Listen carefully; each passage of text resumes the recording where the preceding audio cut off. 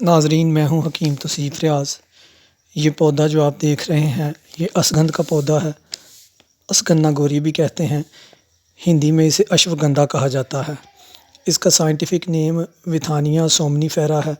یہ تمام بدن کو طاقت دیتی ہے، مردانہ قوت بڑھاتی ہے، مردوں اور عورتوں کے ریپروڈکٹیو آرگنز کو اسٹرینتھن کرتی ہے، یوٹرس یعنی رحم کو طاقت دیتی ہے۔ ویسے تو اس کے بہت سے فوائد ہیں، لیکن آج میں آپ کو اس کا جو نسخہ بتانے لگا ہوں وہ بے اولاد لوگوں کے لیے ہے۔ تو کرنا آپ نے یہ ہے کہ اسگندھ یعنی اشوگندھا کی جڑ لے لیں اور اسے سائے میں خشک کر کے پاؤڈر بنا لیں اور اس کے ساتھ برابر وزن میں مسلی شامل کر لیں۔ یہ سفوف مرد اور عورت دونوں 4 گرام کی مقدار میں صبح ناشتے کے بعد دودھ کے ساتھ 2 ماہ تک لیتے رہیں۔ اس کے استعمال سے سپرم کے تقریباً تمام مسائل حل ہو جائیں گے۔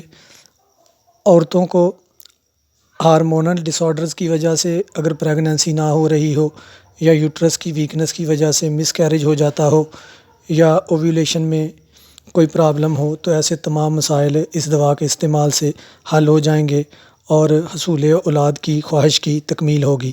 اس کے علاوہ اس نسخہ کے استعمال سے تمام بدن کو طاقت ملتی ہے۔